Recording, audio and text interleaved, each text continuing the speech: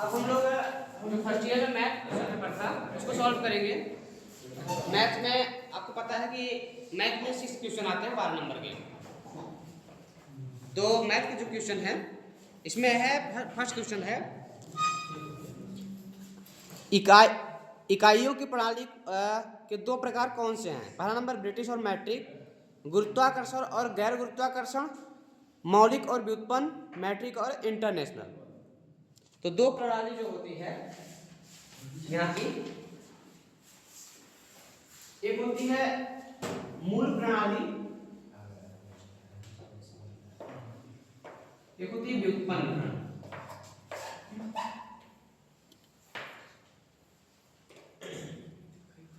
ठीक है,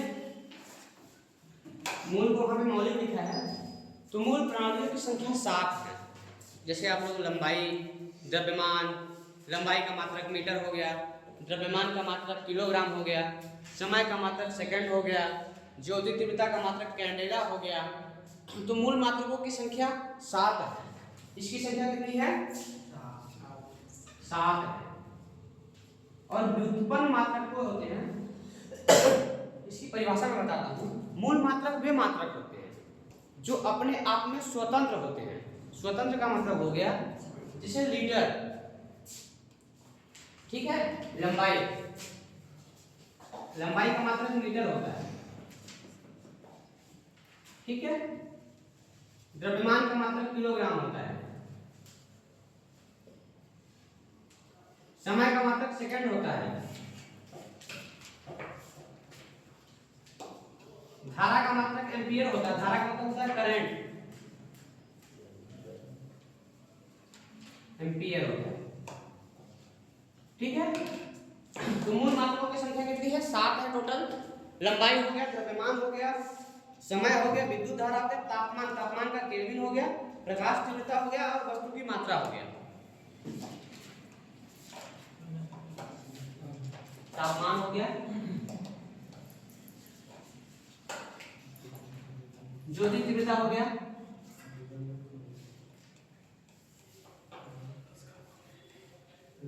और क्या हो गया? पदार्थ की मात्रा। ठीक है, तापमान का मात्रक होता है हमेशा केल्विन। केल्विन इसका आप लोग मात्रक एग्जाम में आता है। इस बार मूल मात्रक पूछा था, डायरेक्ट ऐसा पूछ दिया है, अगली बार ये पूछ देगा। द्रव्यमान, समय का मात्रक सेकंड होता है, धारा का एम्पियर होता है, तापमान का केल्विन होता है, ज्योति तीव्रता का कैंडेला होता है, और पदार्थ की मात्रा का मात्रक मोल होता है। ये हो गया आपका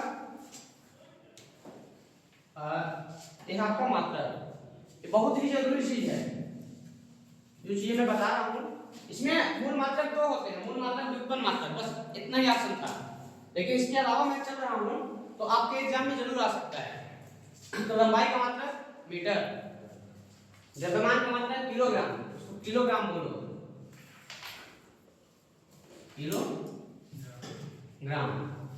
समय का मात्रक सेकंड, धारा का मात्रक, धारा को करंट बोलते हैं हम लोग, करंट बोलते हैं, ठीक है। इसको इंग्लिश में विद्युत देते हैं। लेंथ इसको बोलते हैं, लंबाई को, द्रव्यमान को क्या बोलते हैं? मास, टी मतलब टाइम, करंट हो गया धारा, टेम्परेचर और तापमान बोलते हैं, ठीक है। इसका हो गया कि इल्यूमिनेशन जो तीव्रता है ऐसे होता है,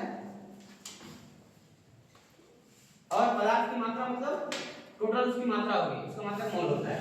व्युत्पन्न मात्रक जो होता है, व्युत्पन्न मात्रक वो मात्रक होते हैं जो दूसरे मात्रकों पर निर्भर होते हैं।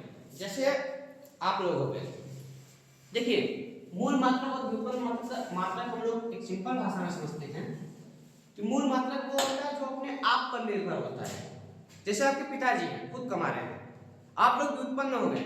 व्युत्पन्न इसलिए हो गए क्योंकि आप लोग दूसरे पे निर्भर हैं, अपने पिताजी पे निर्भर है। वो आपको पैसा दे रहे हैं, किराया दे रहे हैं, तो यहाँ आ रहे हैं, ठीक है। वो खाना दे रहे हैं तो आप खा रहे हैं, खुद से नहीं कमा के खा रहे हैं, तो आप व्युत्पन्न हो गए। तो मात्रक दो प्रकार के होते हैं। मूल मात्रक, मूल मात्रकों की संख्या कितनी है? 7 है। और व्युत्पन्न मात्रक, व्युत्पन्न मात्रक 2 होते हैं। जो आपकी किताब में है, रेडियन और स्टेरेडियन। रेडियन ये है व्युत्पन्न मात्रा और ये है मूल मात्रा। रेडियन और स्टेरेडियन।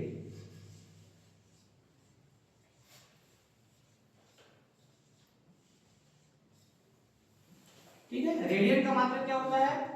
कोण होता है। कोण का मतलब एंगल। और स्टेरेडियन का मतलब होता है घन कोण। आपके एग्जाम में जरूर इससे क्वेश्चन आएगा, इतना चाहिए था। आपका आंसर बस इतना था, पूछा था कि अंतरराष्ट्रीय पद्धति में मात्रक कितने होते हैं। मात्रक दो होते हैं। इसमें मात्रक दो ही प्रकार के होते हैं, एक था मूल मात्रक और एक बस। आपका क्वेश्चन ये था, लेकिन आपकी जानकारी के लिए है कि मात्रक क्या होते हैं, उसका संकेत क्या होता है। जैसे लंबाई का संकेत यल हो गया, ठीक है, लंबाई का संकेत यल हो गया, द्रव्यमान का संकेत एम हो गया, टाइम का संकेत क्या है? टी। टाइम को यस से प्रदर्शित करते हैं, सेकंड, ठीक है। और करंट का मात्रक ए। अब तापमान का टी से होगा, ठीक है। तो ये था आपका क्वेश्चन, इसका आंसर हो गया मौलिक और व्युत्पन्न मात्रक, ठीक है। सेकंड नंबर क्वेश्चन पे हम लोग चलते हैं।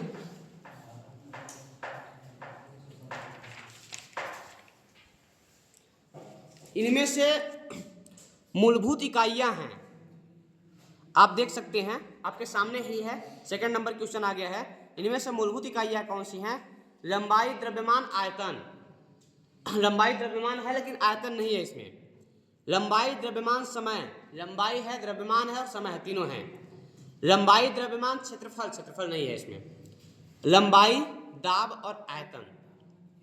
तो इसका आंसर तो आपको यहां से भी देख सकते हैं, बोर्ड पे देखेंगे तो समझ में आ जाएगा कि लंबाई, द्रव्यमान और समय, ठीक है। तो आपका ये हो गया लंबाई, द्रव्यमान और समय। इतने चीजें क्लियर हो गई। थर्ड नंबर इसमें है, एमकेएस प्रणाली में यम अक्षर क्या दर्शाता है? ठीक है, मिल, मीटर, मिलीमीटर, माइक्रोन, ठीक है। अब इसमें आपके हैं चार ऑप्शन। एमकेएस प्रणाली में यम अक्षर क्या दर्शाता है? एम के एस। यम क्या दर्शाता है? ठीक है, एम पूछा है तो इसमें क्या क्या ऑप्शन है? मील। मील का मतलब है तो जो किलोमीटर वाला होता है। एमकेएस में यम का क्या अर्थ है? ठीक है, मील हो गया, मीटर हो गया, सी नंबर है मिलीमीटर हो गया,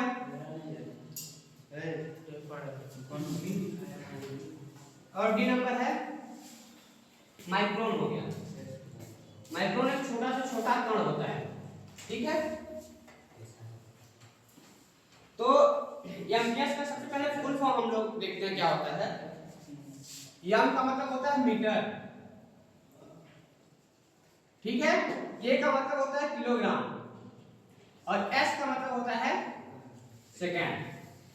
तो आप लोग बताइए कि एमकेएस पद्धति में एम का अर्थ क्या होता है? एम मतलब मीटर, ठीक है। और भी होता है, एक सीजीएस पद्धति होता है, एक सीजीएस पद्धति होता है, एक एफपीएस पद्धति होता है। मतलब तीन प्रकार के होते हैं। सीजीएस का मतलब होता है सी मतलब ग्राम,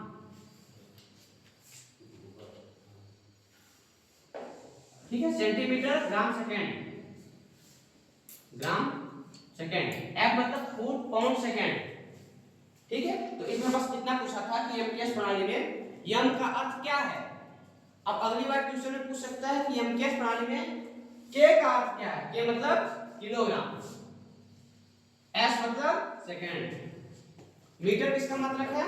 लंबाई वाला, लंबाई का मतलब मीटर, द्रव्यमान का मतलब किलोग्राम, एस का मतलब सेकेंड। जो चीजें बताए थे वो यहाँ पे आ गया। मतलब तीन क्वेश्चन बस फर्स्ट चैप्टर से आए हैं। आपके किताब के 2 पेज, अभी 2 पेज हुए हैं और आपके एग्जाम में 3 क्वेश्चन आ चुके हैं, ठीक है। और यहाँ पे है चौथा नंबर क्वेश्चन, 1 इंच में कितने मिलीमीटर होते हैं? 2.54 मिलीमीटर, 25.4 मिलीमीटर, 25.5 मिलीमीटर, 2.45 मिलीमीटर, ठीक है। ये है आपके 4 क्वेश्चन है। इसमें 4 क्वेश्चन में आपको करना है कि 1 इंच में कितने मिलीमीटर होते हैं, ठीक है।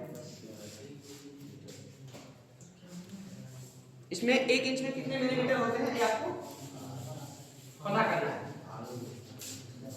देखिए 1 इंच हो गया, 1 इंच में आपको डायरेक्ट याद करना पड़ेगा, 2.54 सेंटीमीटर होते हैं, ठीक है। इसमें क्वेश्चन पूछा है 1 इंच में कितने मिलीमीटर होते हैं। ये नंबर ऑप्शन है 2.54 मिलीमीटर, 25.4 मिलीमीटर, 24.5 मिलीमीटर और डी नंबर है 2.45 मिलीमीटर।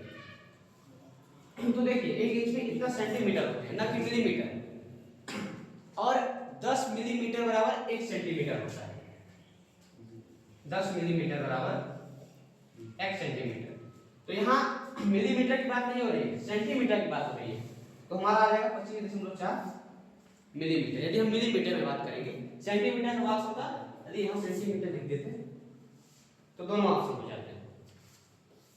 इस चीजों को डायरेक्ट याद करने वाली चीज है, इसका कोई ट्रिक नहीं है, इसको याद करना पड़ेगा खुद से, ठीक है। इसमें ऑप्शन है 0.0000659, दशमलव भिन्न को साधारण भिन्न में बदलना है, ठीक है। इसके ऑप्शन ये है, देख सकते हैं यहाँ। तो इसमें लिखते हैं 0.0000659।